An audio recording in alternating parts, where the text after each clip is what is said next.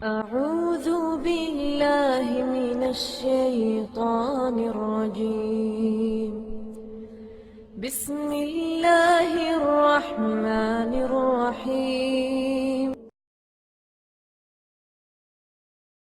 ومن أحسن قولا ممن دعا إلى الله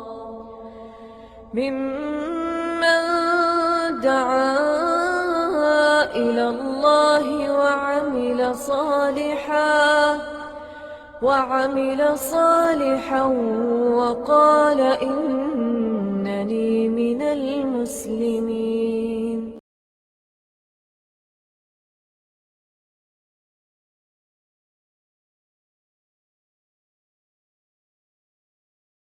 إن الحمد لله نحمده ونستعينه ونستغفره ونعوذ بالله من شرور أنفسنا ومن سيئات أعمالنا من يهده الله فلا مضل له ومن يضلل فلا هادي له وأشهد أن لا إله إلا الله وحده لا شريك له وأشهد أن محمدا عبده ورسوله. أما بعد فإن خير الحديث كتاب الله وخير الهدي هدي محمد صلى الله عليه وسلم وشر الأمور محدثاتها وكل محدثة بدعة وكل بدعة ضلالة وكل ضلالة في النار. رب اشرح لي صدري ويسر لي أمري واحلل عقدة من لساني يفقهوا قولي. رب أعوذ بك من همزات الشياطين وأعوذ بك رب أن يحضرون. أعوذ بالله السميع العليم من الشيطان الرجيم. بسم الله الرحمن الرحيم. حامیم تنزیل من الرحمن الرحیم کتاب فصلت آیاتہ قرآنا عربیا لقوم یعلمون بشیرا ونذیرا فأعرض أكثرهم فهم لا يسمعون وقالوا قلوبنا في أكنة مما تدعونا إليه وفي آذاننا وقر ومن بیننا وبینک حجاب فاعمل اننا عاملون.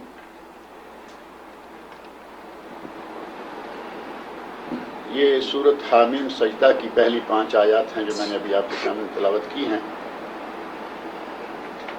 اور قرآن کریم میں ایک سورت ہے سورۃ السجدہ اور ایک ہے حامیم سجدہ.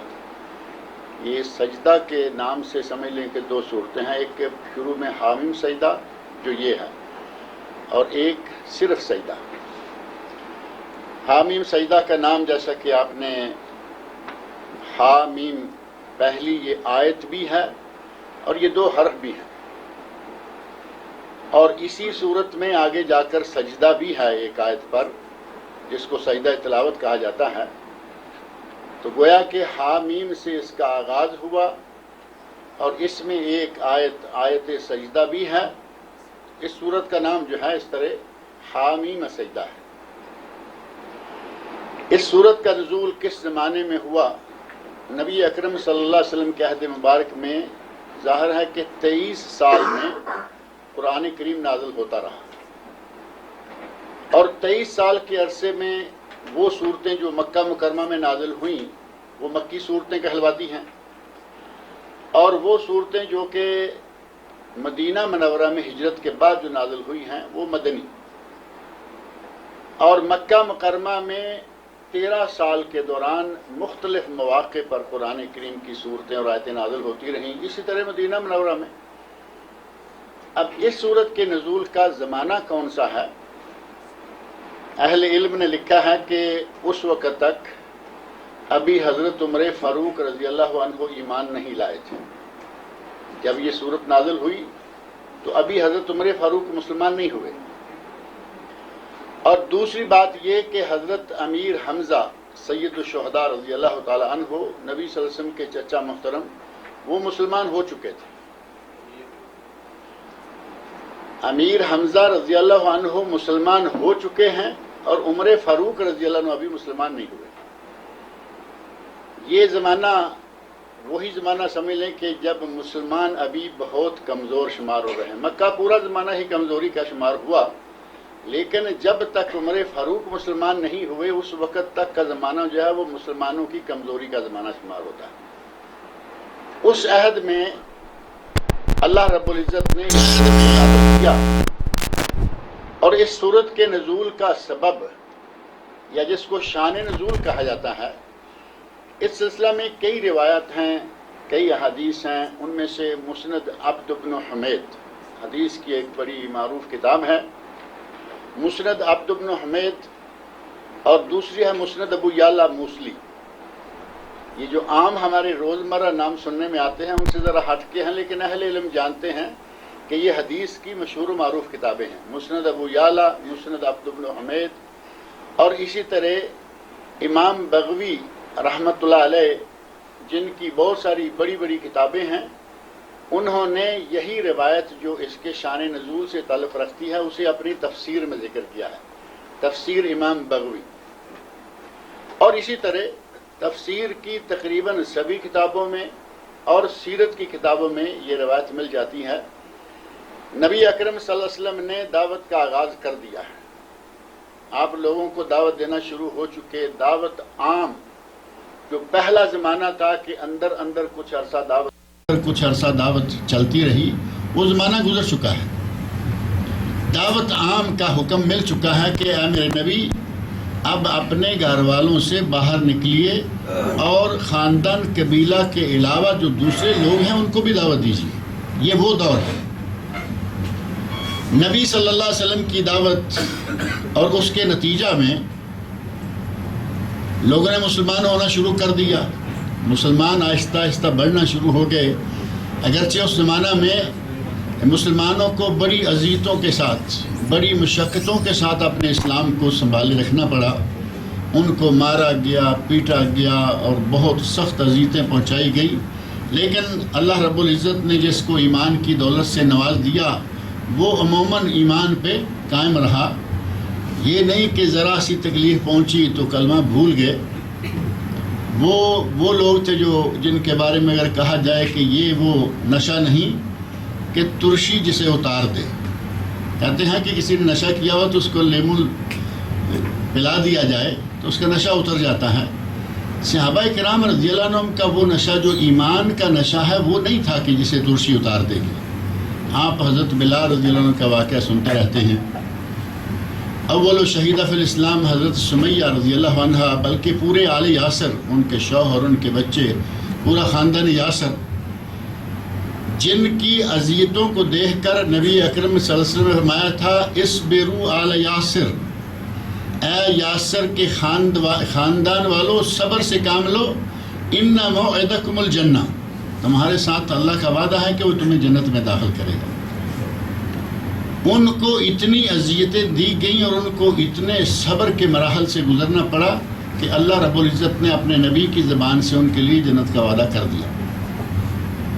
اس زمانہ میں جب یہ حالات ہو رہے ہیں کہ اتنی اذیتیں پہنچائی جا رہی ہیں اور پھر بھی لوگ بڑھ رہے ہیں، تو مشرکین ظاہر ہے کہ ان کو اب گھبرانا بنتا تھا کہ یہ کیا ہو رہا ہے، ہم تو اتنا ان کو پریشان کرتے ہیں، اتنا مارتے ہیں، اتنا پیٹتے ہیں اور یہ پھر بھی بڑھتے جا رہے ہیں۔ تو انہوں نے پھر ایک کمیٹی بنائی۔ ایک کمیٹی کا ذکر میں پہلے کئی مرتبہ یہاں آپ کے سامنے کر چکا ہوں۔ ایک کمیٹی انہوں نے حج کے موقع پر بنائی تھی، آپ کے ذہن میں ہوگا جب نبی صلی اللہ علیہ وسلم کے علل اعلان اسلام کی دعوت دینے کے بعد پہلا حج آیا تو ایک کمیٹی اس وقت بنائی تھی۔ اب اس کی تفصیل میں نہیں جاتے تاکہ بات لمبی نہ ہو۔ ایک کمیٹی انہوں نے اس وقت بنائی جب مسلمان بڑھنا شروع ہو گئے، مسلمانوں کی تعداد میں روز اضافہ ہونے لگا، تو یہ گھبرانے لگے کہ یہ کیا ہونے جا رہا ہے۔ بالآخر انہوں نے ایک کمیٹی بٹھائی اور اس کمیٹی میں یہ فیصلہ ہوا کہ کوئی جو ہم میں سے سب سے زیادہ فصیح و بلیغ آدمی ہے، جو صحیح اچھی عربی بولنے والا ہے، شاعری کو سمجھتا ہے، یعنی ادب کا ماہر ہے، اسے بھیجو کہ وہ جا کر ان سے بات کرے۔ اور وہ آدمی طے کر لیا گیا۔ مشرکین مکہ کے جو بڑے بڑے سردار ہیں ان میں سے سب سے پہلا نام عموماً آتا ہے عتبہ۔ عتبہ، شیبہ، ابو لہب، سب سے ان میں سے اس وقت تیار کیا گیا جو سب سے زیادہ ماہر ہے بولنے کا، وہ ہے عتبہ بن ربیعہ۔ اسے کہا گیا کہ تم جاؤ اور جا کر اس آدمی سے کہو کہ تم ہمارے خداؤں کے خلاف ہر وقت کیوں بولتے رہتے ہو۔ اب نبی صلی اللہ علیہ وسلم تو جیسے یہ نبوت کا اعلان کیا، اللہ رب العزت نے جب یہ حکم دیا کہ اپنے گھر والوں کے علاوہ وَأَنذِرْ عَشِيرَتَكَ الْأَقْرَبِينَ، اور اس کے بعد حکم ہوا کہ عام لوگوں کو بھی اب دعوت دو، تو نبی صلی اللہ علیہ وسلم نے شب و روز یہ سلسلہ شروع کر دیا۔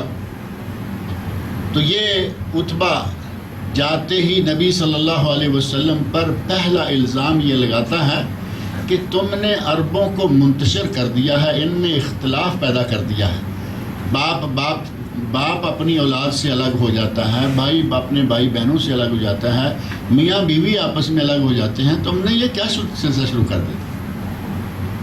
نبی اکرم صلی اللہ علیہ وسلم بڑے تحمل کے ساتھ اس کی یہ باتیں سنتے رہے۔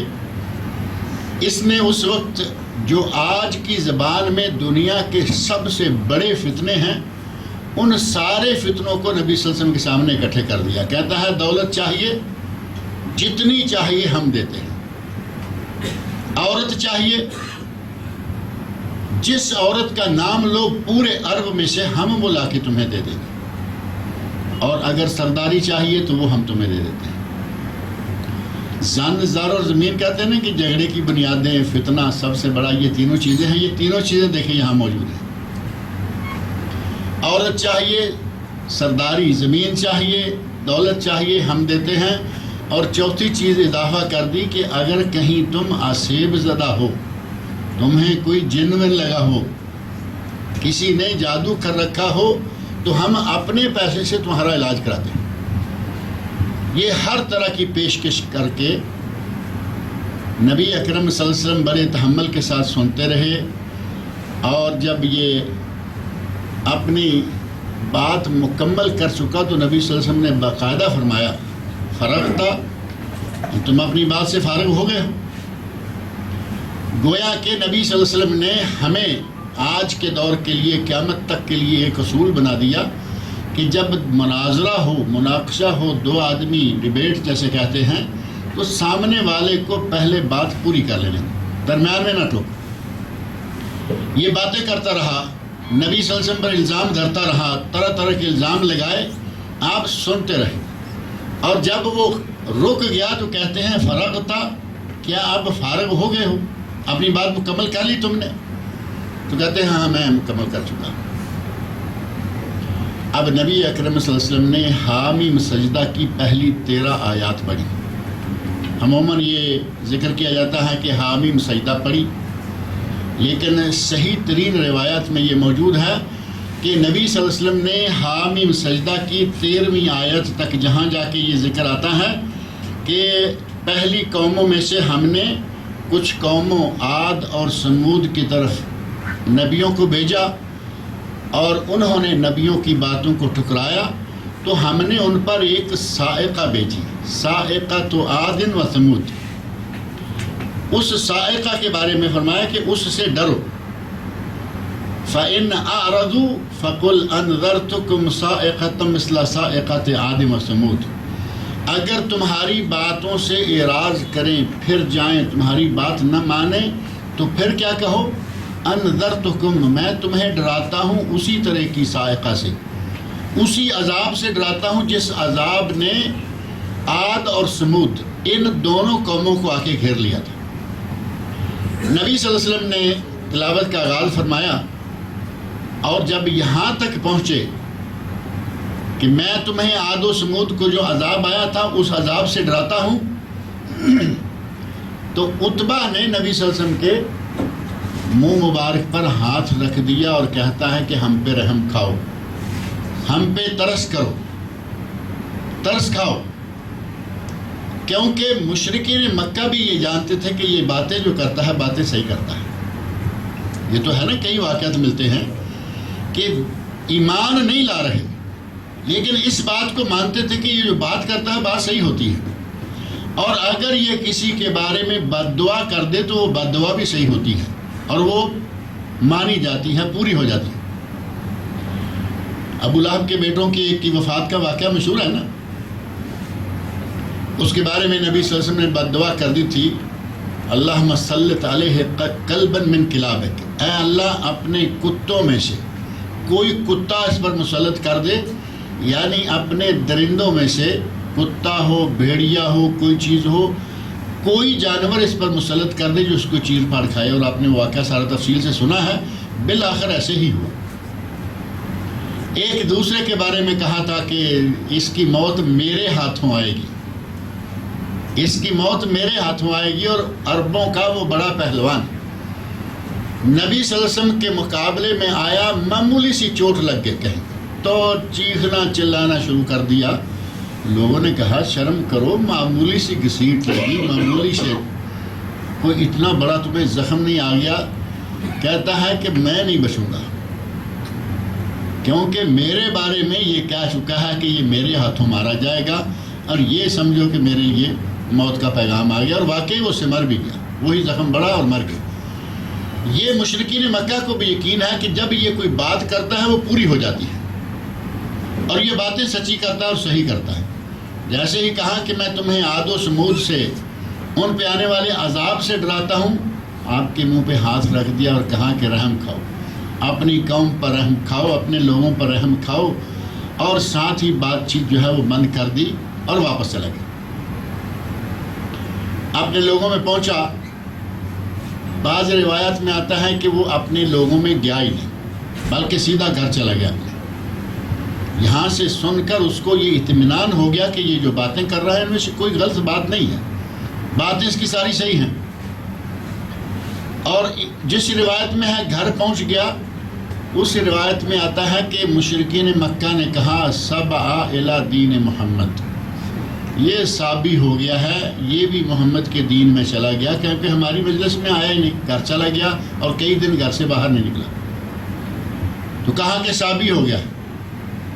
سابی تو سمجھتے ہیں نا آپ، سابی کا ترجمہ میں کئی مرتبہ کرتا رہتا ہوں کہ وہ کہا کرتے تھے اگر کوئی آدمی دین پہ آ جائے، توحید کو قبول کر لے، مان لے، تو وہ کہتے تھے کہ سابی ہو گیا۔ اور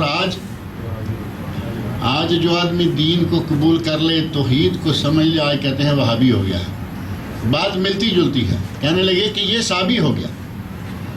اور دوسری روایت میں ہے کہ وہ سیدھا واپس آیا اور آ کے کہنے لگا بھائی اس سے جو میں نے باتیں سنی ہیں واللہ مجھے، اور آ کے کہنے لگا بھائی اس سے جو میں نے باتیں سنی ہیں واللہ مجھے اللہ کی قسم ہے کہ نہ وہ جادو ہے، نہ وہ کہانت ہے، اور نہ ہی کچھ اور ہے۔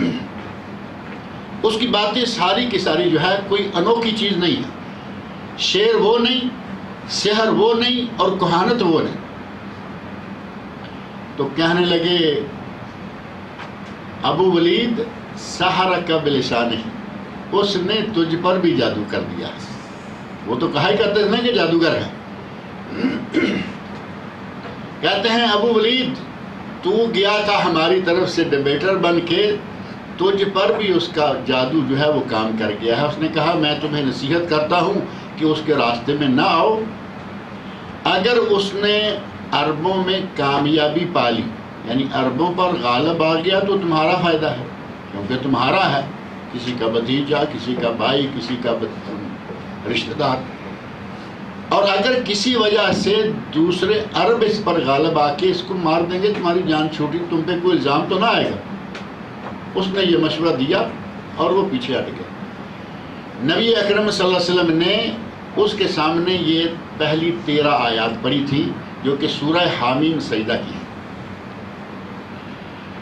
نام میں نے بتا دیا، اس کے نزول کا زمانہ بتا دیا، اور جو سبب نزول یا شان نزول ہے وہ آپ کے سامنے آ گیا کہ نبی اکرم صلی اللہ علیہ وسلم کے ساتھ باقاعدہ ایک ڈیل کی انہوں نے کہ تم یہ کر لو، یہ کر لو، یہ کر لو، اور یہ کام چھوڑ دو۔ آپ نے فرمایا کہ یہ کام میں کو اپنی خواہش سے نہیں کر رہا، اللہ رب العزت کی طرف سے میری ڈیوٹی ہے۔ جیسے کہ آپ کے چاچا کا واقعہ بھی بڑا مشہور ہے نا، ابو طالب کا بھی، انہوں نے کہا تھا بیٹا یہ لوگ، میں بوڑھا ہو رہا ہوں، یہ لوگ طاقتور ہیں، تو تھوڑا ان کے ساتھ کمپرومائز کر لو، تو نبی صلی اللہ علیہ وسلم نے اس وقت بھی فرمایا تھا کہ جب تک میں اس دین کو پہنچا کر غالب نہ کر لوں یا میری ہلاکت نہ ہو جائے میں یہ کام نہیں چھوڑوں۔ اپنے بھتیجے کا عزم سن کر اس وقت ابو طالب نے پھر دوبارہ نئے سرے سے کہا تھا کہ بھتیجے جاؤ، جب تک میں زندہ ہوں تب تک تمہاری طرف مشرکین میں سے کوئی اذیت پہنچانے والا نہیں آئے گا۔ نبی اکرم صلی اللہ علیہ وسلم نے دعوت کا سلسلہ جاری رکھا، یہ زمانہ آیا، یہ بھی پلٹ گیا۔ ان آیات میں بلکہ اس پوری صورت میں مشرکین مکہ کے بارے میں اللہ رب العزت نے کافی تفصیلات ذکر کی ہیں اور وہ ایک ایک کر کے انشاءاللہ آتی جائیں گی۔ اللہ رب العزت نے پہلی ہی آیت کا آغاز کرتے ہوئے فرمایا ہے حامیم۔ حامیم دو لفظ ہیں جیسا کہ مشہور ہے، حروف مقطعات، الف با تا میں سے ہا اور میم دو۔ اسی طرح دو لفظ ہیں طٰہٰ اور دو ہی لفظ ہیں یاسین۔ اب طٰہٰ بھی نام ہے، یاسین بھی نام ہے، حامیم کسی نے نہیں کبھی رکھا، پتہ نہیں اس کی کیا وجہ ہے۔ ہمارے یہاں طٰہٰ بہت ہیں، یاسین بہت ہیں، حامیم کسی کا نام نہیں۔ یہ حروف تھے اصلاً الف لام میم۔ سورہ بقرہ قرآن کریم کے بالکل آغاز میں کہیں الف لام را ہے اور کہیں صرف صاد ہے اکیلا ہی۔ اسی طرح کاف ہا یا عین صاد، 5 حروف اکٹھے ایک جگہ موجود ہیں۔ اللہ رب العزت کی اپنی منشا ہے، جب چاہے 2 لفظ، جب چاہے 1 لفظ، جب چاہے 3، جب چاہے 4 اور جب چاہے 5۔ یہ کاف آیا عین سین کاف، یہ 5 حروف ہیں۔ یہ حروف مقطعات ایک ایک حرف ہیں، الگ الگ ہیں، اور ان کا معنی کرنے، ان کے معنی کے پیچھے بھاگنے کی کوئی ضرورت نہیں ہے۔ اللہ رب العزت نے ایسے ہی چھوڑے ہیں، ایسے چھوڑ دیں۔ نبی صلی اللہ علیہ وسلم سے ان کی کوئی تفسیر واضح طور پر مروی ثابت نہیں ہے، لیکن ہمیں تکلف میں جانے کی کیا ضرورت ہے؟ میں کئی مرتبہ کہتا رہتا ہوں، الف لام میم کا ترجمہ کہتے ہیں الف اللہ بھیجنے والا، لام رسول جس پر وحی بھیجی گئی، لانے والا، لام لانے والا جبرائیل، اور میم محمد صلی اللہ علیہ وسلم۔ یہ کوئی آگے سے لیا کوئی پیچھے سے، یا تو اصولی طور پر ہوتا نا کہ پہلے لیے ہیں تو کام سیٹ ہو گیا، کسی کا پہلا حرف لے رہے ہیں، کسی کہیں آخری لگا رہے ہیں۔ اللہ رب العزت نے ایسے ہی چھوڑا ہے، ایسے ہی چھوڑ دیں۔ البتہ ایک چیز ذہن میں رکھیں کہ قرآن کریم میں آپ تجربہ کر کے دیکھیں، یہ حروف مقطعات جہاں جہاں ہیں ان ساری صورتوں کو کھولیں، جہاں شروع میں یہ حرف آئے ہیں آگے قرآن کریم کا ذکر آ گیا۔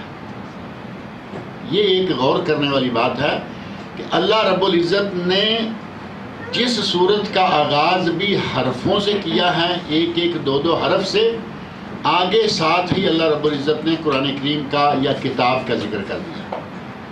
تو اس سے پتہ چلتا ہے کہ یہ اللہ رب العزت کی طرف سے ایک چیلنج ہے، اے لوگو، اور چیلنج خاص طور پر عربوں کو ہوگا، ہمیں تو یہ چیلنج نہیں ہوگا نا، ہم تو عرب ہیں نہیں، ہمیں تو ایسا کوئی زام ہی نہیں ہے نا کہ ہمیں عربی بڑی آتی ہے۔ عربوں کو اللہ نے چیلنج کیا کہ تم بھی عرب ہو، تمہاری شب و روز کی، بچے سے لے کے بوڑھے تک کی ہر وقت کی زبان عربی ہے، تم بھی عربی بولتے ہو، اور تمہارے وہی 28 حرف ہیں جن سے عربی بنتی ہے، اور یہ پورا قرآن، یہ کتاب الہی بھی انہی 28 حروف سے بنی ہوئی عربی ہے، اس کے برابر قرآن بنا کے لے آؤ۔ اگر تم سمجھتے ہو جیسا کہ وہ کہا کرتے تھے کہ یہ خود بناتا ہے، نبی صلی اللہ علیہ وسلم پر الزام لگاتے تھے کہ یہ خود بناتا ہے اور کہہ دیتا کہ مجھے اللہ نے یہ وحی کے طور پر بھیجا ہے۔ اللہ نے فرمایا میری نبی پر الزام لگانے کی بجائے تم کوئی کام کر کے دکھاؤ۔ تمہارے اندر ادیب ہیں، تمہارے اندر شاعر ہیں، تمہارے اندر بڑے بڑے فصیح و بلیغ خطیب ہیں، کوئی آدمی اس قرآن جیسا قرآن بنا کے لے آؤ۔ کسی کو ضرورت نہیں۔ اللہ رب العزت نے پورا قرآن لانے کا کہا، ایک جگہ فرمایا کہ کوئی 10 صورتیں لے کے آ جاؤ، پورا 114 صورتیں ہیں، تم 114 چھوڑو، چھوٹی چھوٹی 10 صورتیں بنا کے لے آؤ۔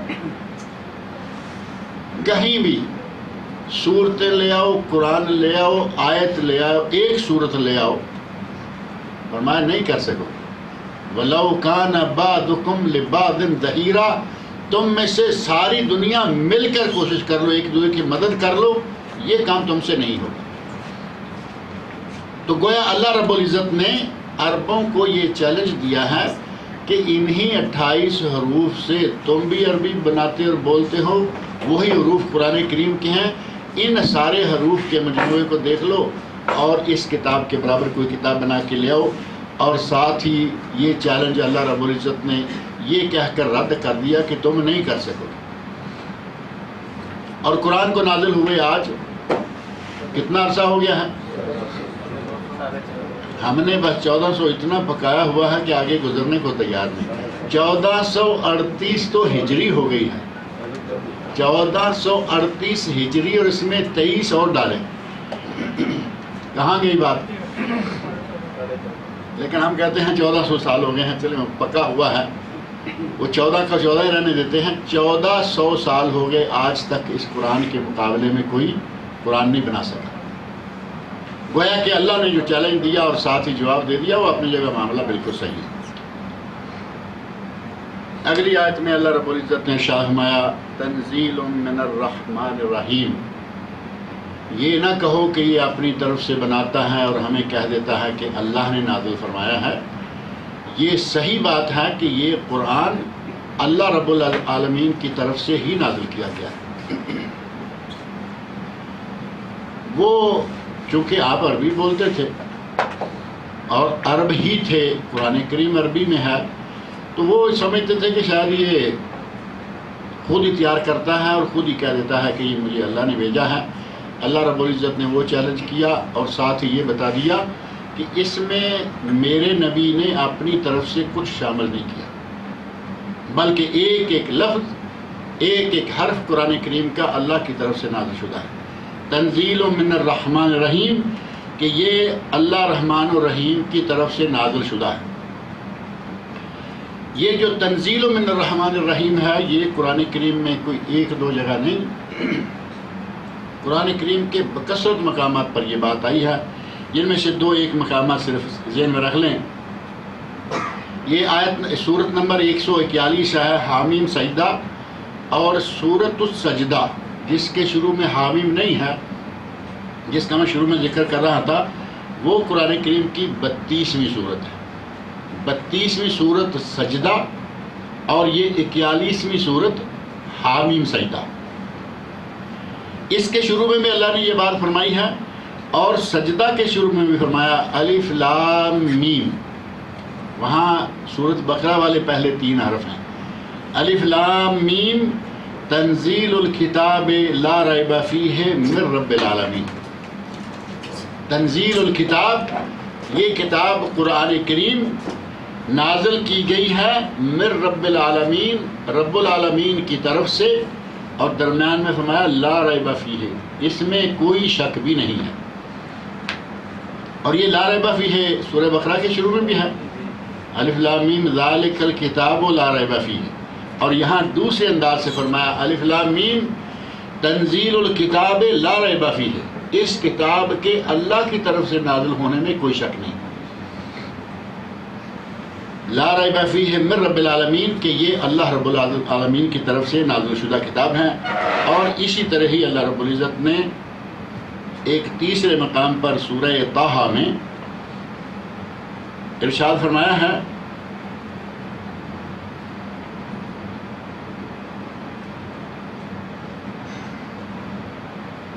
وَكَذَلِكَ أَنزَلْنَاهُ قُرْآنًا عَرَبِيًّا، یہاں قرآن کریم کے عربی ہونے کا ذکر ہے، جو کہ آگے وہاں بھی آ رہا ہے، وَكَذَلِكَ أَنزَلْنَاهُ قُرْآنًا عَرَبِيًّا، اسی طرح ہم نے قرآن کو عربی زبان میں نازل کیا ہے۔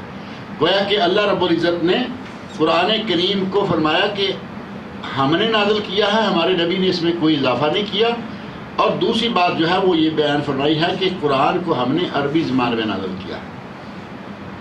جیسا کہ یہیں اسی صورت حامیم سجدہ کی آیت نمبر 3 میں اللہ رب العزت نے فرمایا ہے کتاب فصلت آیاتہ، کتاب، یہ قرآن کریم وہ کتاب ہے جس کی آیات مفصل ہیں، یعنی ان میں کسی قسم کا کوئی الجھاؤ نہیں، کسی قسم کا کوئی کنفیوژن نہیں، آیتیں بالکل واضح ہے، مفصل ہے۔ اور ان آیتوں میں حکم دیا، بتایا گیا ہے کہ یہ حلال ہے، یہ حرام ہے، وہ احکام بھی بالکل واضح ہے، حلال واضح ہے، حرام واضح ہے، کیا چیز نیکی ہے واضح ہے، کیا چیز برائی ہے واضح ہے، کیا چیز اطاعت ہے واضح ہے، کیا چیز معصیت ہے واضح ہے۔ اللہ رب العزت نے ہر چیز کو کھول کھول بیان فرمائی۔ اور نبی صلی اللہ علیہ وسلم کی ایک حدیث بھی معروف ہے، آپ ارشاد فرماتے ہیں الحلال بین والحرام بین، حلال بھی واضح ہے اور حرام بھی واضح ہے، وبینہما امور مشتبہات، حلال اور حرام کے درمیان کچھ مشتبہ امور ہیں۔ اللہ رب العزت نے فرمایا کہ یہ بالکل واضح ہے، اس میں کوئی الجھاؤ نہیں، ہر چیز کلیئر ہے۔ اور نبی صلی اللہ علیہ وسلم نے بھی فرما دیا کہ حلال اور حرام بالکل واضح ہیں، ان میں حلال اور حرام کے درمیان کچھ مشتبہ امور ہیں، لا یعلمہن کثیر من الناس، جنہیں اکثر لوگ نہیں جانتے۔ فرمایا کہ ان کو اکثر لوگ نہیں جانتے۔ اب مشتبہ امور کو اکثر لوگ نہیں جانتے تو کیا کرنا چاہیے؟ ہم کہتے ہیں جی کوئی حرام ثابت نہیں ہے، چلا لو۔ نتیجہ یہ نکلتا ہے کہ مشتبہ امور میں داخل ہوتے ہوتے آہستہ آہستہ حرام کی طرف جا نکلتے ہیں، جیسا کہ نبی صلی اللہ علیہ وسلم نے خود مثال دے کے فرمایا بینہما امور مشتبہات لا یعلمہن کثیر من الناس، جنہیں اکثر لوگ نہیں جانتے۔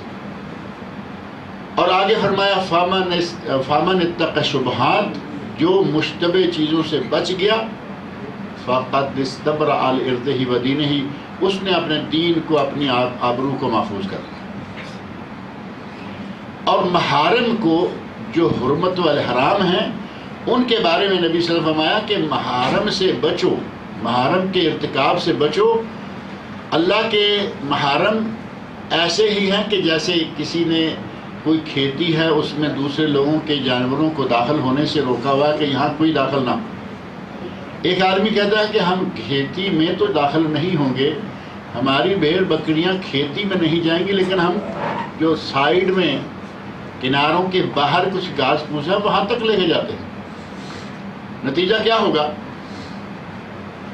آپ کی بکریاں، بھیڑیں، جانور وہ سائیڈ پہ چر رہے ہیں، کہاں آپ کی آنکھ ذرا ادھر ادھر ہوئی اور بکری نے چھلانگ لگائی اور وہ کھیت میں چلی گئی، اس کھیت میں جو کہ منع ہے۔ فرمایا کہ جس طرح بادشاہوں کی یا کسی بھی آدمی کی ایک ایسی جگہ ہوتی ہے جس میں کسی دوسرے کے جانور کا داخلہ ممنوع ہے، اگر اس کے کنارے پہ اپنے جانوروں کو چرائیں گے تو وہ کبھی بھی اندر داخل ہو جائیں گے اور تم جرمدار شمار کیے جاؤ گے۔ اسی طرح فرمایا کہ اگر مشتبہ چیزوں کے قریب رہو گے تو کبھی بھی حرام میں واقع ہو جاؤ گے۔ لہذا فرمایا کہ حرام بالکل کلیئر اور حلال بالکل واضح۔ اور اس کتاب کے بارے میں فرمایا کتاب فصلت آیاتہ، یہ قرآن کریم وہ کتاب ہے جس کی آیات بالکل واضح ہیں، اس کے احکام حلال و حرام، اس میں اطاعت و معصیت، اس میں نیکی اور برائی، جو چیز ہے اللہ رب العزت نے سب چیزوں کو واضح کر رکھا ہے۔ قرآن عربین، یہ قرآن عربی زبان میں ہے، یہ قرآن عربی زبان میں ہے۔ اور اس بات کو اللہ رب العزت نے مختلف مقامات پر بیان فرمایا، جیسا کہ میں نے یہ سورہ طٰہٰ کی آیت پڑھی تھی وَكَذَلِكَ أَنزَلْنَاهُ قُرْآنًا عَرَبِيًّا، ہم نے اس قرآن کو عربی زبان میں نازل کیا ہے۔ سورہ طٰہٰ میں یہ آیت آئی، آیت نمبر 113 سورہ طٰہٰ۔ اور اسی طرح اللہ رب العزت نے سورہ یوسف کے آغاز میں فرمایا الف لام را تلک آیات الکتاب المبین، یہ کتاب مبین، واضح اور روشن کتاب کی آیات ہیں۔ انا انزلناہ قرآنا عربیا، ہم نے اس قرآن کو عربی میں نازل کیا۔ اللہ رب العزت نے بار بار یہ کہا کہ ہم نے اسے عربی میں، بار بار یہ عربی کا ذکر قرآن میں کیوں آتا آ رہا ہے؟ کیونکہ جو مخاطب تھے قرآن کے وہ سارے عرب تھے۔ مکہ میں قرآن نازل ہوا عرب، مدینہ میں نازل ہوتا رہا عرب، پورا حجاز عرب، جزیرہ عرب، پورا خلیج عرب۔ اللہ نے بار بار فرمایا کہ میں نے اس قرآن کو عربی زبان میں، یعنی تمہاری زبان میں نازل کیا ہے، اس کے سمجھنے میں کیا رکاوٹ ہے؟ اور مشرکین مکہ کبھی کبھی یہ بھی کہا کرتے تھے نا کہ اگر یہ نبی ہوتا تو اس کے ساتھ یہ ہوتا، یہ اس نبی ہوتا تو اس کے ساتھ فلاں چیز ہوتی، اور اگر اللہ نے ہمیں مخاطب کرنا ہوتا تو اللہ فرشتوں کو بھیجتا۔ اللہ رب العزت نے ان کا بھی رد قرآن کریم میں کیا کہ میں فرشتے بھیج دیتا، تم کہتے کہ وہ نہ کھاتے ہیں نہ پیتے ہیں نہ ان کے ماں باپ ہیں نہ یہ وہ، ہم کیسے ان کی پیروی کریں؟ اللہ رب العزت نے فرمایا کہ تمہارا بنی جنس، تمہارے اپنے شہر سے، تمہارے خاندان سے، تمہارے اپنوں سے تمہارا نبی بنایا اور تمہاری زبان میں اپنی کتاب نازل کی، قرآن عربی اور رسول عربی، اور پھر بھی اگر تم اعتراض کرو کہ ہمیں کوئی بات سمجھ میں نہ آتی تو یہ نہیں ہو سکتا۔ لیکن مسئلہ اصل میں وہ تھا کہ وہ چیز جو وہ سمجھنا نہیں چاہ رہے تھے وہ تھی توحید۔ توحید کو قرآن نے جتنا واضح طور پر بیان فرمایا، پورے قرآن کا 1/3 توحید کے بارے میں، جیسا کہ مشہور ہے کہ قرآن کریم کے 3 موضوعات ہیں، توحید ہے، تاریخ ہے اور دین ہے یا احکام ہے۔ 1/3 توحید ہے، اور مشرکین مکہ اس کو سمجھنا نہیں چاہتے تھے، کبھی ادھر نکل گئے کبھی ادھر نکل گئے۔ اللہ نے کہا تمہاری زبان میں نبی، تمہاری زبان میں کتاب، اب تمہیں اور کیا چاہیے؟ تم جو بہانے بناتے ہو کہ ہمیں یہ نہیں اور ہمیں وہ نہیں، یہ محض ہیلے اور بہانے ہیں ادھر ادھر بھاگنے کے۔ ہم نے قرآن کریم کو عربی زبان میں نازل کیا ہے، اور آگے ساتھ ہی فرمایا لِقَوْمٍ يَعْلَمُونَ، اس قوم کے لیے قرآن نازل کیا، یا اس قوم کے سامنے قرآن نازل کیا جو عربی کو جانتے ہیں۔ عربی کا اسلوب کیا ہونا چاہیے، عربی کیسی ہونی چاہیے، قوم عربی سے واقف ہے، قوم عربی کو اچھی طرح جاننے والی ہے، اور ان کی جانی بوجھی زبان میں ہم نے یہ قرآن نازل کیا۔ اب اللہ رب العزت کی طرف سے اتنی صراحت، اتنی وضاحت کہ نبی تمہارا، تم میں سے، قرآن تمہاری زبان میں سے، اور خاص طور پر جو قریش کی نبی اکرم صلی اللہ علیہ وسلم کا خاندان ہے اس زبان میں قرآن کو نازل کی۔ پھر بھی تم نہ مانو تو پھر اس کے بعد کیا کیا جا سکتا ہے؟ اور جب آدمی نہ ماننے پہ آئے تو پھر اس کے لیے جتنے بھی دلائل دیں، جو کچھ بھی آپ لے کے آ جائیں، وہ کہے گا میں نہ مانوں، تب اسے کوئی منا نہیں سکتا۔ نہ ماننے والے کے لیے کوئی مسئلہ نہیں رہتا۔ بشیرم و نذیرہ، یہ قرآن خوشخبری دینے والا ہے اور یہ قرآن ڈرانے والا ہے۔ جو اس پر عمل کریں گے، اس کے احکام کو مانیں گے، اور جس پر ہم نے اس قرآن کو نازل کیا ہے نبی اکرم صلی اللہ علیہ وسلم، ان کی باتوں کو، ان کی لائی ہوئی شریعت کو مانیں گے، اس پر عمل کریں گے، یہ ان کو بشارت دینے والا ہے۔ یعنی یہ قرآن ماننے والوں کے لیے بشارت دیتا ہے کس چیز کی؟ دنیا میں بھی عزت و آبرو کی اور آخرت میں جنت کی۔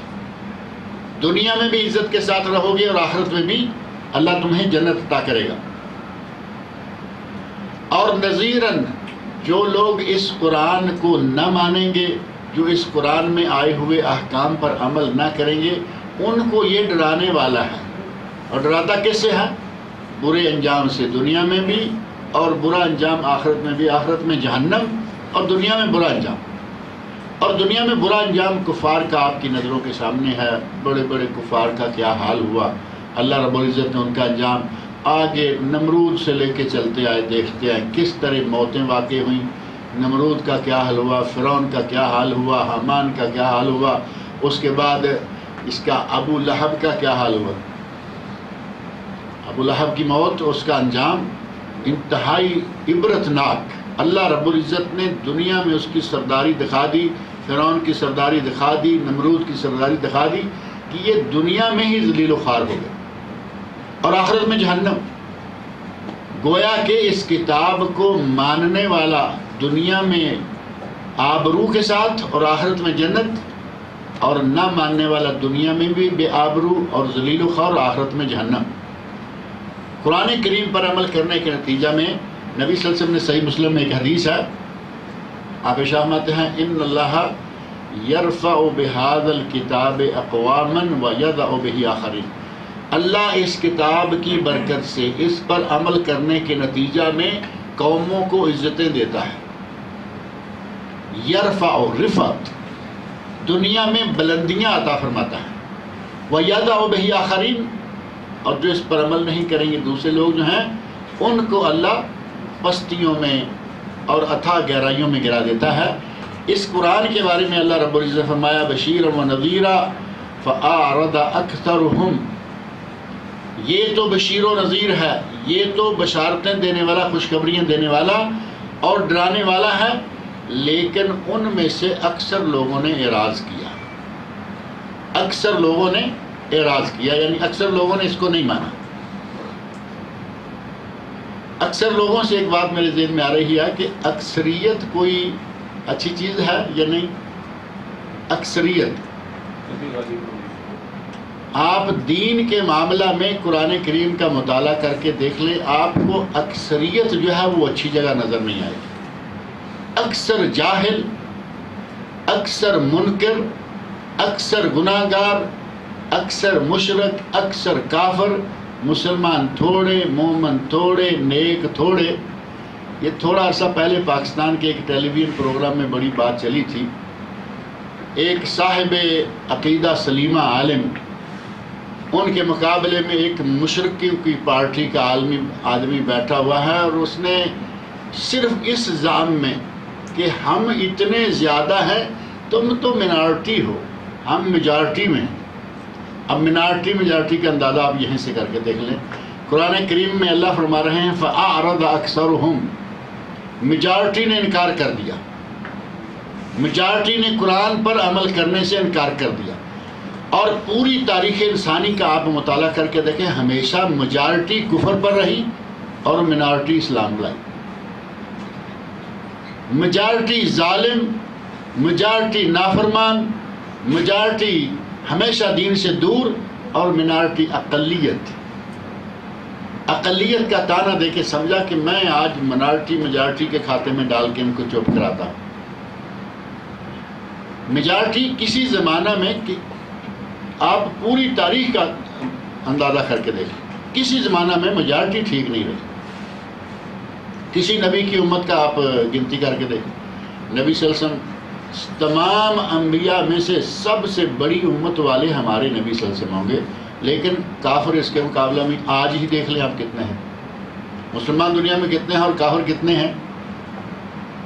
6 ارب سے زیادہ اس وقت انسانوں کی تعداد ہو گئی ہے، 6 ارب سے زیادہ، اور ان میں سے مسلمان ہیں 1.6 ارب، 1.6 ارب ہیں، یعنی 1/4 مسلمان اور باقی 75% کافر ہیں. اکثریت کون ہے؟ اکثریت کافروں کی ہوئی نا، 75% کافر اور 25% صرف مسلمان. اللہ رب العزت نے فرمایا فَأَعْرَضَ أَكْثَرُهُمْ فَهُمْ لَا يَسْمَعُونَ. اور پھر یہ پروگرام آپ سنتے ہوں گے، پروگرام لانے والا مداری ٹائپ آدمی ہے، انتہائی بدقماش قسم کا، گالیاں بکتا، بکواس کرتا ٹیلی ویژن پہ، اور اسی کے آپ یہاں بیٹھے ہوئے دیکھیں ابھی سنی لگتا ہے، اور دوسرا ویڈیو کلپ چلا کے دیکھیں مشرکین کا، شیعہ کا سب سے بڑا ذاکر نظر آتا. ڈاکٹر احمد لیاقت حسین، آپ نے نام سنا ہوگا، یہ اس کے پروگرام میں یہ باتیں کہی گئیں. پروگرام لانے والا خود اسی طرح کا ہے، اور آگے اس کی پارٹی جو ہے وہ اس طرح کی ہے کہ ہم چونکہ کوکب نورانی ایک مولوی صاحب ہیں ہمارے، انہوں نے کہا کہ ہم منارٹی میں، میجارٹی میں ہیں، تم منارٹی میں، تم کیا بات. اللہ رب العزت نے کب سے فیصلے کر رکھے ہیں کہ میجارٹی منارٹی نہیں، جس کے پاس حق ہے وہ صحیح ہے، وہ تھوڑے ہوں تب بھی صحیح ہیں، زیادہ ہوں تب بھی صحیح ہے. فَأَعْرَضَ أَكْثَرُهُمْ فَهُمْ لَا يَسْمَعُونَ، ان میں سے اکثریت نے اعراض کیا، انکار کیا. فَهُمْ لَا يَسْمَعُونَ، اور وہ سنتے ہی نہیں، قرآن کریم کو سنتے ہی نہیں. اور اگر یہ کہا جائے کہ ہمارے مسلمان کیا قرآن کریم کو سنتے ہیں یا نہیں، سنتے ہیں، لیکن جس طرح سننے کا حق ہے ہم بھی نہیں سنتے.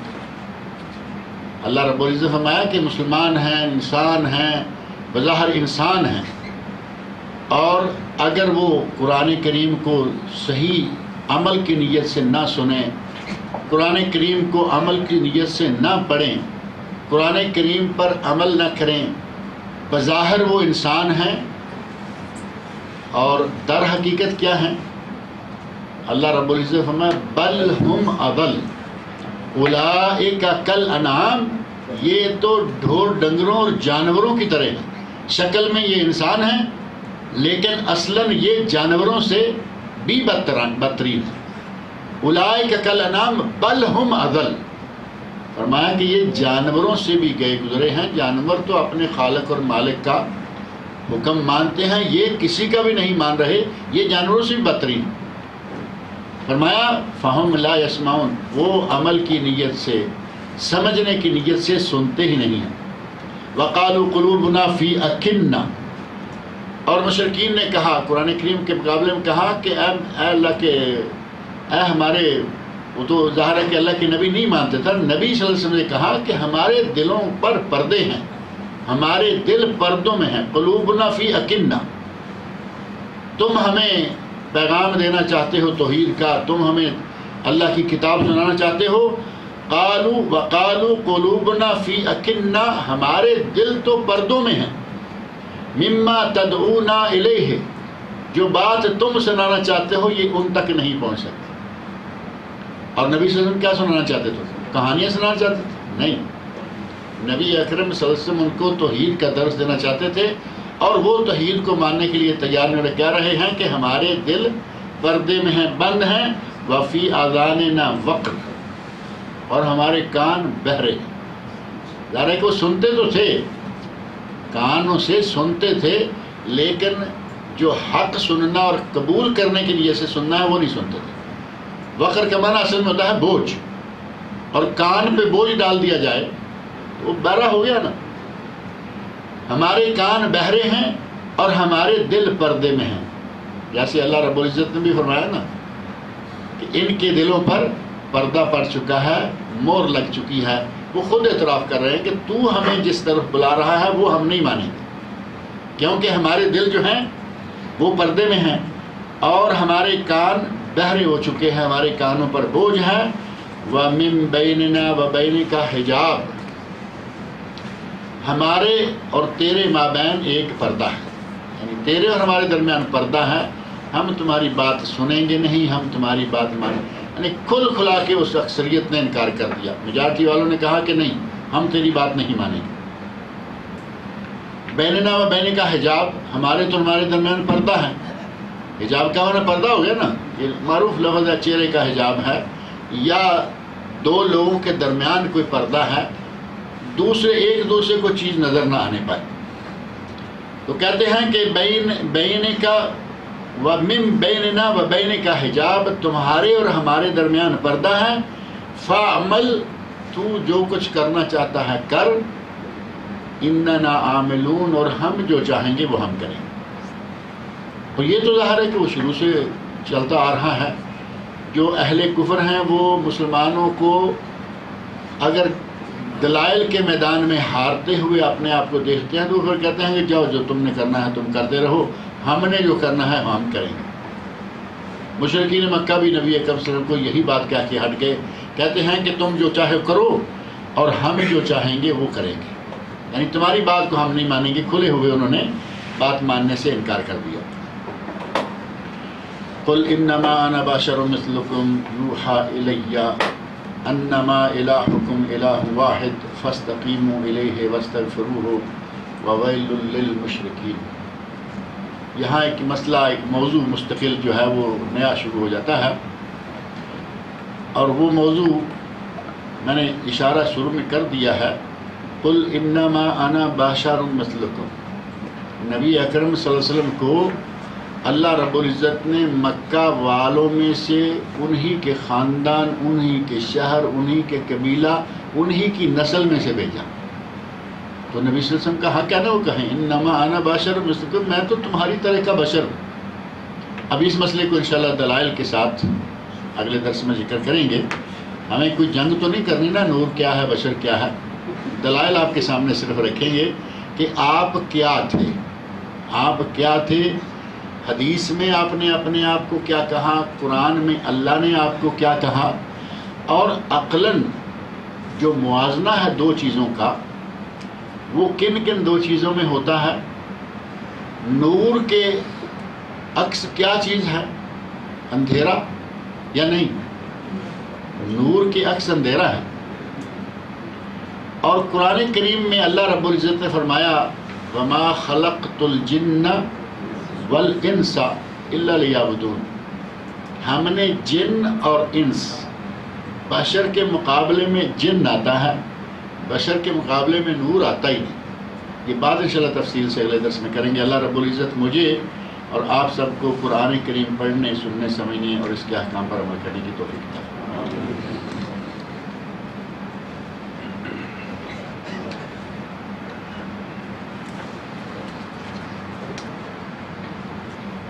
ندیم صاحب نے لکھا ہے کہ ہماری والدہ سخت بیمار ہیں، انہیں کینسر ہے، دعا کریں کہ اللہ رب العزت ان کی والدہ کو شفائے کاملہ عاجلہ عطا فرمائے۔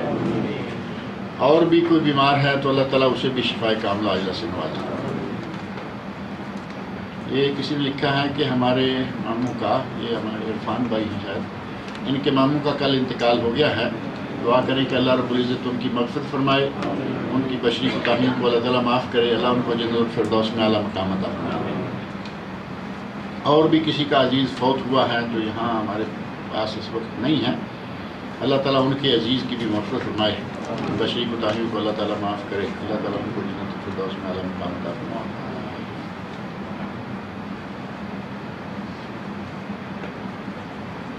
ایک سوال یہ ہے کہ عقیقہ میں کیا بڑا جانور ذبح کیا جا سکتا ہے؟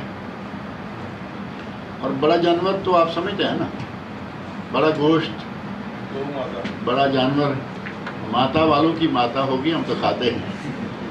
حکیم صاحب، ڈاکٹر صاحب کہہ رہے ہیں گؤ ماتا بن گیا، ماتا والوں کی ماتا ہوگی، ہم تو سکھاتے ہیں۔ نبی صلی اللہ علیہ وسلم نے بچے کی ولادت پر کبش، بکرا، مینڈا، دمبا، یہ تینوں جو ایک ہی طرح کے قریب قریب کی نسل کے ہیں، آپ نے یہ جانور ذبح کیے ہیں۔ سنت یہی ہے۔ ام المومنین حضرت عائشہ صدیقہ رضی اللہ عنہا کہ یہاں بھتیجا ہوا، ان کے کسی بھائی کے یہاں بیٹا ہوا، تو گھر والوں نے کہا حضرت عائشہ رضی اللہ عنہا سے، کیونکہ وہ ام المومنین ہیں، کہا کہ اماں جان کیا ہم کوئی بڑا جانور نہ کر دیں؟ تو حضرت عائشہ رضی اللہ عنہ نے فرمایا تھا معاذ اللہ، معاذ اللہ، ہمیں اللہ کی پناہ ہے، یا اللہ ہمیں اپنی پناہ میں رکھے، ہم نبی کی سنت کے خلاف کیوں جائیں گے؟ اس کا معنی یہ ہوا کہ سنت یہ ہے کہ چھوٹا جانور، چھوٹا گوشت کھلائیں لوگوں کو، بڑا گوشت نہ کھلائیں۔ گائے اور اونٹ جو ہیں وہ عقیقے میں ثابت نہیں ہے، لیکن ہمارے مولوی حضرات فتویٰ دیتے رہتے ہیں جسے سنت عزیز ہے، سنت پر عمل کرنا ہے، وہ چھوٹے جانور سے، اور جس کو کنسیشن چاہیے، نہیں، جس کو کنسیشن چاہیے، کہتے ہیں جی 2-3 بچے ہو گئے ہیں، اب 7 بکرے لیں گے تو ایک گائے کیوں نہ لے لیں؟ وہ ظاہر ہے کہ گائے اگر ملتی ہے 2000 کی تو بکرے جائیں گے 3-4 ہزار کے۔ کنسیشن چاہیے تو گائے لے لیں، اور سنت چاہیے تو بکرا لے لیں۔ اکثر بیشتر شادی کے موقع پر بڑے جانور سے عقیقہ کرتے ہیں اور گوشت استعمال کرتے ہیں۔ پہلی بات یہ ہے کہ شادی کا اور عقیقے کا آپس میں کوئی تعلق نہیں ہے۔ عقیقہ شادی کے لیے ٹال دینا یہ بھی خلاف سنت ہے۔ عقیقے کا دن ہے 7واں، کسی مجبوری کے تحت 14واں، کسی مجبوری کے تحت 21واں، کسی مجبوری کے تحت ساری عمر میں جب اللہ موقع دے۔ لیکن شادی کے لیے عقیقے کو ٹالنا عقیقے کو سنت کے دائرے سے باہر لے جانے والی۔ آپ کا مطلب ہے کہ شادی بھی ہو جائے، عقیقے کی سنت بھی ادا ہو جائے، عقیقے کے گوشت سے مہمانوں کا، تو یہ آپ سمجھ سکتے ہیں کہ یہ سارے کنسیشن ہی لینے کے چکر ہیں، ادھر بھی کنسیشن ادھر بھی کنسیشن، تو یہ صحیح نہیں ہے۔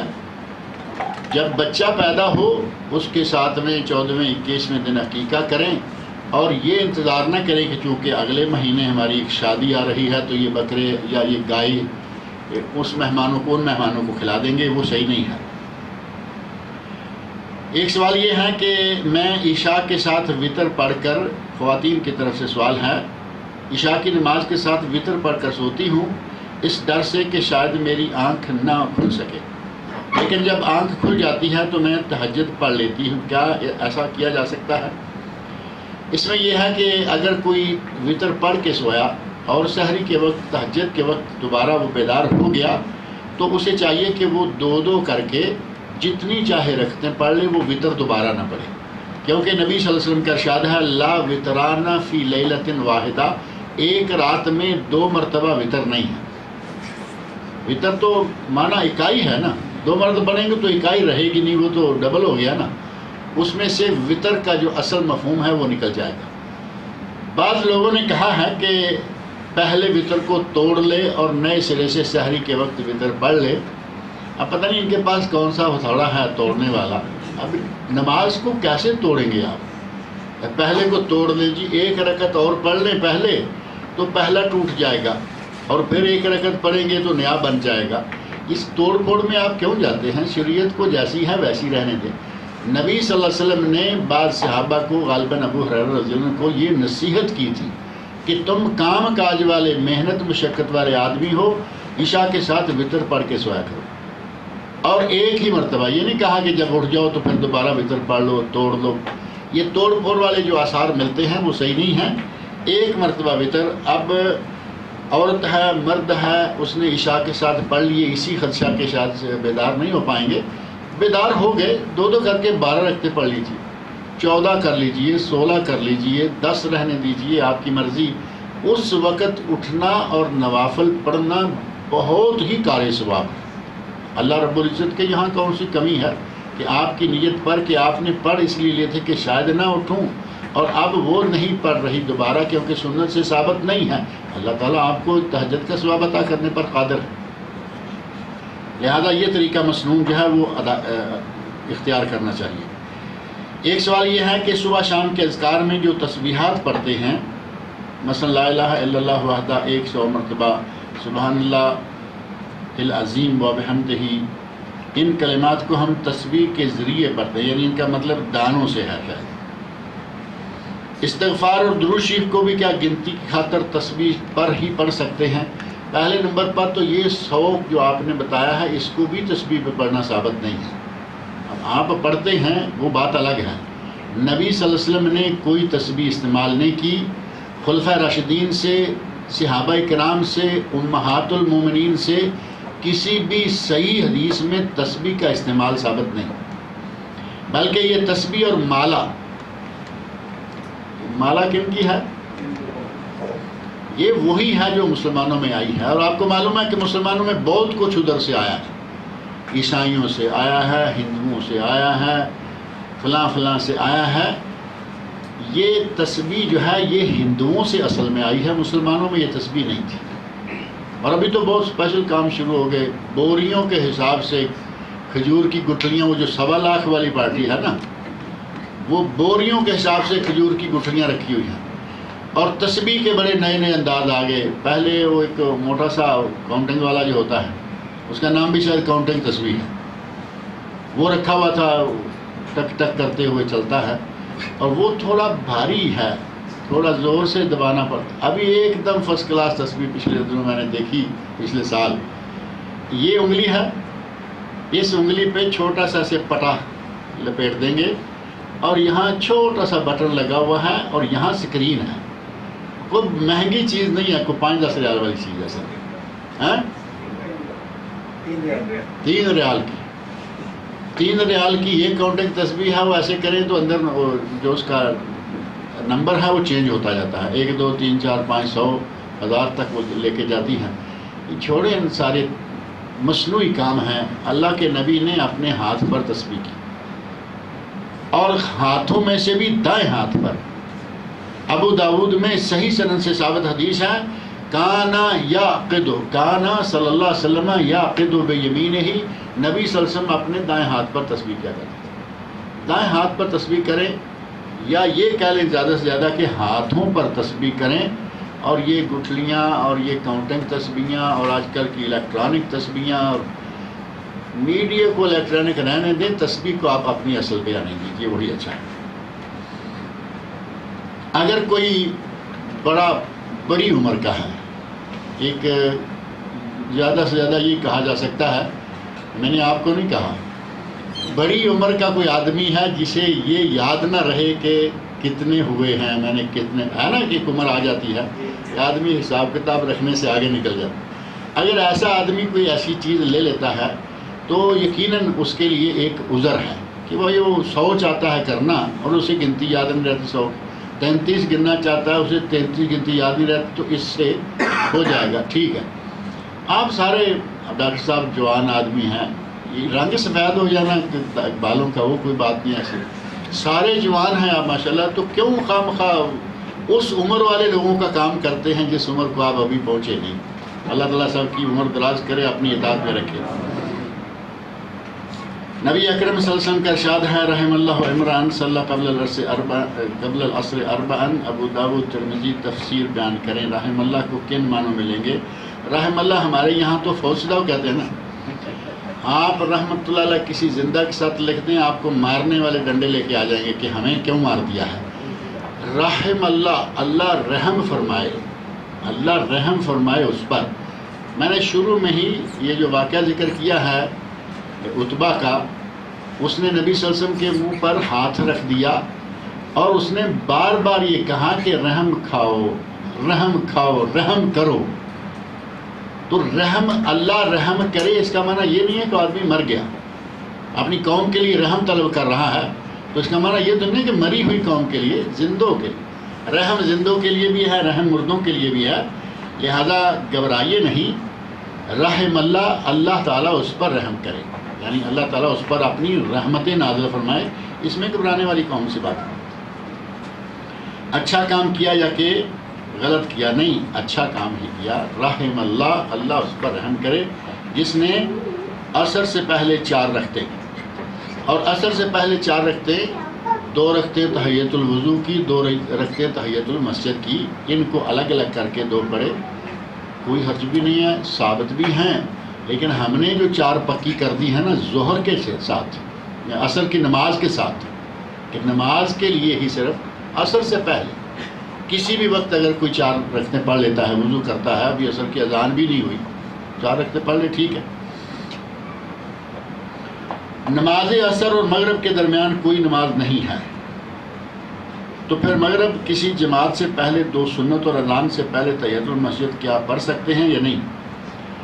عصر اور مغرب کے درمیان کوئی نفلی نماز نہیں ہے، یہ بالکل صحیح ہے، لیکن تحیۃ المسجد کے بارے میں یہ ہے کہ نبی صلی اللہ علیہ وسلم نے ارشاد فرمایا، جب بھی کوئی مسجد میں داخل ہو، اذا دخل احدکم المسجد فلا یجلس حتی یصلی رکعتین، جب کوئی مسجد میں داخل ہو تو 2 رکعتیں پڑھے بغیر نہ بیٹھے۔ جنہوں نے یہ کہا ہے کہ اس وقت کوئی نفلی نماز نہیں، انہوں نے کہا کہ باہر سے آ کے مسجد میں بیٹھنا چاہے تو 2 رکعتیں پڑھ کے بیٹھے، دونوں معاملہ بالکل واضح ہے۔ اب ایک آدمی عصر پڑھ کے مسجد میں بیٹھا ہوا ہے اور اس کے جی میں آئے، دل میں آئے کہ میں کوئی 4-6 نفل پڑھ لوں، یہ جائز نہیں ہے، کیونکہ وہ مسجد میں آلریڈی بیٹھا ہوا ہے۔ اور اگر کوئی آدمی باہر سے آ جاتا ہے اور مسجد میں بیٹھنا چاہتا ہے تو اس دوسری حدیث کی روح سے اسے اجازت ہے کہ وہ پڑھ لے۔ اور جو آپ نے یہ ذکر کیا ہے کہ مغرب سے پہلے، تو یہ تو اصلاً صحابہ کرام سے اتنی کثرت کے ساتھ یہ 2 سنتیں ثابت ہیں مغرب کی اذان اور جماعت کے درمیان۔ راوی حدیث کہتے ہیں کہ صحابہ اتنی کثرت کے ساتھ یہ 2 رکعتیں پڑھتے تھے کہ باہر سے آنے والا سمجھتا کہ شاید جماعت ختم ہو گئی اور یہ بعد والی 2 سنتیں ہیں۔ یہ اب الگ بات ہے کہ ہمارے ملک میں، پاکستان میں، انڈیا میں اس کا رواج ہی نہیں ہے، وہاں تو مغرب کے بعد ادھر اذان ختم ہوئی، ادھر اقامت شروع ہو گئی۔ بلکہ میں اپنے کانوں سے، بعض اپنی آنکھوں سے تجربہ مشاہدہ میں آیا ہے کہ اذان اونچی جگہ پہ جا کے آدمی دے رہا ہے، یعنی ٹوٹیوں کے اوپر چھت ہے اس پہ اذان دے رہا ہے، یہاں مسجد کا صحن ہے، آگے مسجد کا کمرہ ہے، میں اپنے گاؤں کی مسجد کی بات کر رہا ہوں، میرے سامنے ہے، وہاں سے اذان مکمل ہوئی اور اوپر سے وہ آواز دیتا ہے، ڈاکٹر صاحب تکبیر کہہ دو۔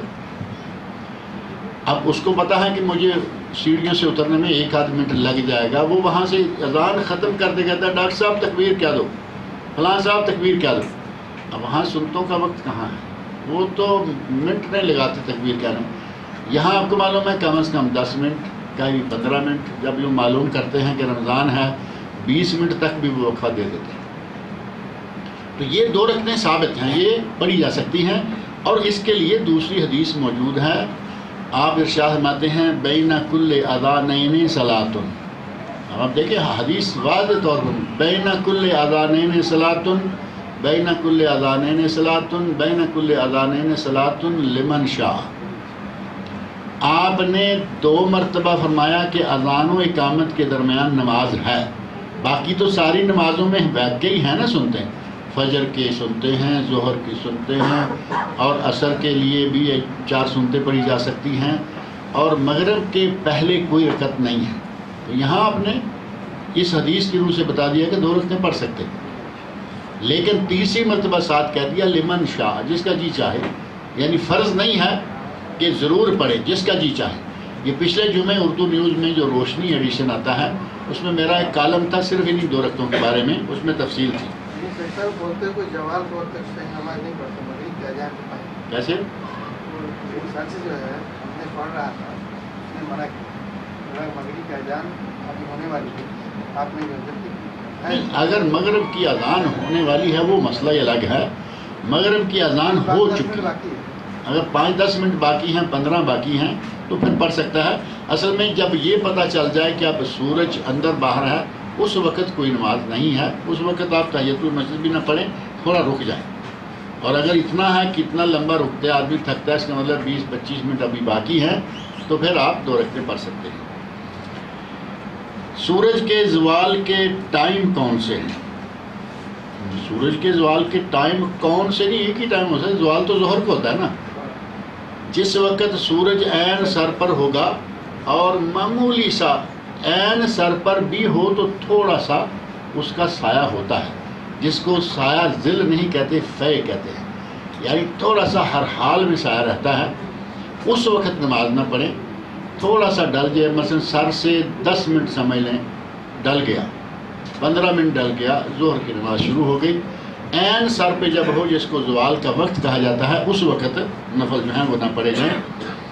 مغرب کی اذان سے پہلے تحیۃ المسجد کے نوافل زوال کے ٹائم پر ہوتے ہیں کہ نہیں؟ مغرب کی اذان سے پہلے، اگر جیسے پہلے بات کی ہے کہ وہ سورج اندر باہر ہے تو وہ زوال نہیں، اس کو یہ کہا جاتا ہے کہ سورج ایسی جگہ ہے کہ نہ ابھی باہر نکلا ہے نہ اندر ہے. صبح کا نہ باہر نکلا نہ اندر، اور شام کا نہ باہر ہے اور نہ ابھی ڈوبا ہے. اس حالت میں نماز پڑھنا جو ہے وہ ثابت نہیں ہے. بلکہ نبی صلی اللہ علیہ وسلم نے فرمایا کہ ایسے اوقات میں شیطان، سورج چونکہ بالکل زمین کے ساتھ لگ چکا ہے، ہمیں جیسے دیکھنے میں نظر آتا ہے، تو شیطان جو ہے وہ اپنے دونوں سینگ ایسے گاڑتا ہے. اس کے سینگ کے اندر سے سورج نظر آ رہا ہے، اور وہ دل ہی دل میں خوش ہوتا ہے کہ لوگ اب مجھے سجدہ کر رہے ہیں. مغرب کے وقت جو پڑھیں گے تو وہ تو کر رہے ہیں نا مغرب کی طرف. وہ ایسے بنا کے اپنے، تو یہ حدیث میں باقاعدہ بات موجود ہے کہ اپنے سینگوں کو ٹھونک کے کہتا ہے کہ اب لوگ مجھے سجدہ کر رہے ہیں. اسی لیے خاص اس وقت جب سورج اندر باہر جس کو کہتے ہیں، اس وقت نفل پڑھنا جو ہے وہ ثابت نہیں ہے، لیکن فرض پڑھ سکتا ہے. نبی صلی اللہ علیہ وسلم شام آتے ہیں من ادرک رکعۃ قبل ان تطلع الشمس فقد ادرک الصلاۃ. جس نے 1 رکعت پڑھ لی سورج نکلنے سے پہلے، اس نے نماز پا لی. اس کا مطلب ہے کہ فجر جو ہے وہ سورج نکلنے سے پہلے شروع کر سکتا ہے. اور اسی طرح من ادرک رکعۃ قبل ان تغرب الشمس فقد ادرک الصلاۃ. جس نے عصر اس وقت پڑھی کہ 1 رکعت سورج کے ہوتے پڑھ لی اور بعد میں سورج ڈوب گیا، 2-3 بعد میں پڑھ لی، تو آپ نے فرمایا اس کی نماز ہو گئی. لیکن اگر نفل ہے تو وہ پڑھنے کا وقت جو ہے وہ ختم ہو جاتا ہے. اور سوال بھی ختم ہو گیا. اللہ تعالیٰ مجھے اور آپ سب لوگوں کو دین سمجھنے اور اس پر عمل کرنے کی توفیق دے.